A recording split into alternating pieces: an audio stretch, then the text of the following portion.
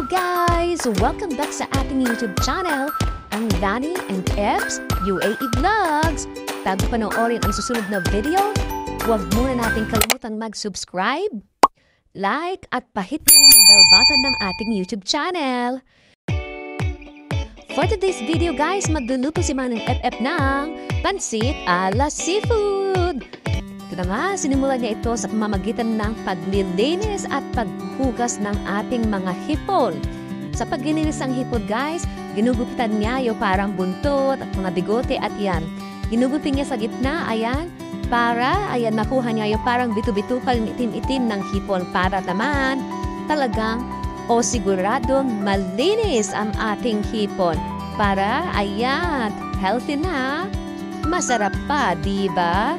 Patuloy niya nga pong hinugasan niyaan at yung paghihiwa niya ng balat sa bandang likuran ay makakatulong rin para mabilis balatan ang hipon. Pagkatapos, ayan, tinanggal niya na rin yung magkabila ang dulo ng bagu beans or ng ating beans. Yan na siya. At ito ay kanyang hinugasang maigi. Siyempre, pagkatapos niya po itong hugasan, ayan, ito na nga po ay kanyang hinihiwa-hiwa ng ganyang sukat, pang pansit na sukat. At habang siya naghihiwa, pa-shoutout naman dyan sa mga manonood natin at mga taga-suporta. Shoutout sa lahat ng manonood natin mula sa Pilipinas, mula dito sa UAE at sa iba pang panig ng mundo. Ayan, kung nanonood pa kayo ngayon, paki-comment naman kung taga saan kayo at kung mayroon kayong request na lutuin ni Manong FF. Ayan na nga. So patuloy niya ng ginahit at masustansya at masarap ang beans guys. Kaya naman, tamang-tama ito, hindi lamang sa mga bata, pati na rin sa mga magtanda at ano pang edad. Pagkatapos, ayan na, binuksan na nga niya ang repolyo. Okay, magtaka guys, ganyan ang mga repolyo dito. Kaya, tinanggal niya na yung unang layer, ayan, dahil meron ng parang brown dyan.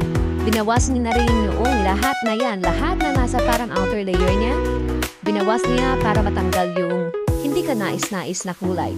Ayan, para naman, ayan, sure na malinis ang ating repolyo. Binawasin na rin sa kabilang side. Ayan na nga, dahan-dahan. At syempre, ito ay kanyang hinugasan na rin ng maigi. Ayan. Pagkatapos, binalatan niya na rin ang carrots. Ang ating paboritong carrots. Ayan. So, ito ay napakasustansya. Meron itong beta-carotene na nakakatulong na. Ayan, laban sa cancer. O, diba? Sino kayo dyan? Siyempre, hinugasan niya rin ito ng maigi at hiniwa rin ito yan ng maninipis lamang. Pampansit style na hiwa. Diba? Pag sinabi natin pampansit style, alam na natin kaagad ang hiwa na yan. O, diba? Ganyan na nga. Diba? Hiwain na maninipis at hiwain na, ayan, pahaba. Para siyang parang posporo ang hiwa. Okay? Ayan na nga. So, ayan, sa mga nanonood dyan, pwede po kayong mag-request sa ating comment section ng mga lutuin na gusto ninyong lutuin ni Manong FF. At sa mga gusto magpa-shoutout, ayan, dito lang po sa ating comment section. Pagkatapos niya, hiniwa niya na rin ng maigi or ng maliliit ang repolyo na hinugasan niya kanina. Ayun na nga, ang sarap maghiwa ng repolyo guys. Minsan, pag naghihiwa tayo ng repolyo, para lang tayo naglalaro kasi yung pagka-crunch ng repolyo talaga. Pagkatapos siyaan, lalagyan niya dito ng enoki mushroom. Ayan, tinanggal niya na yung dulo at hinugasan niya rin ito ng maigi. Ayun na nga, malapit na magluto kaya naghiwa na rin ng panggisa ang laging magkakambal na sibuyas at bawang. Inindik niya na ang kanyang lutuan. Nung uminit, nilagay niya ng mantika at ayan na, nilagay na ang bawang. Hintayin mag-golden brown. Pagkatapos, nilagay na rin niya ang sibuyas. Pag naghalo ang bawang at sibuyas guys habang naggigisa, talagang napakabango.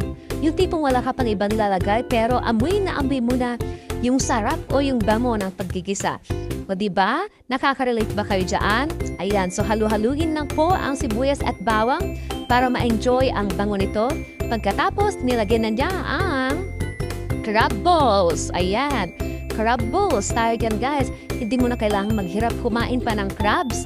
Dahil ngayon, may crab balls na. Ayan na guys. So, lutuin niyo na lang yan ng maigi, gisa-gisa. Pagkatapos, hinangon na niya at sa the same na lutuan, naglagay na siya ng mainit na tubig yung pinakuluan para mabilis. Nilagyan niya ng toyo Ayan, konting halo-halo. Katapos, nilagyan din niya yan ng oyster sauce. Nung kumulo na, ilagay niya na ang ating egg noodles. Yes, egg noodles po ang gamit ni Manong FF dyan, guys. Pagkatapos, nilagay niya na ang ating mga ginayat kahit na sahog, ang carrots, ang beans, ang repolyo. At hinalo-halo rin yan. Hinalo-halo ng maigi. Ayan. Pagkatapos, ilagyan ng mga pampalasan ng asin, ng paminta, at ng oyster sauce. Pagkatapos ng guys, nung malambot ng mga gulay, nilagay na yung mga iginisa nating seafoods kanina. Yung crab balls, yung shrimp, syempre, nilagay na po niya lahat yan. At, ayan na nga, hinalo, at ayan na. Nilagay rin natin dito, syempre, ang ating paboritong enoki mushroom. Ayan na, o, diba? Ang sarap-sarap naman na yan. Mabilis lang maluto ang enoki mushroom, guys. Kaya, hinulo ito ni Manong FF. At ayan na nga, luto na! Ayan, tikiman time! Sumakses na naman si Manong FF sa kanyang pansit ala seafood. Ayan naman, kaya salamat sa inyong panonood. Siyempre, huwag kalimutang mag-subscribe, like, at pahit na rin ng bell button para maging updated kayo sa lahat ng aming vlogs. Goodbye!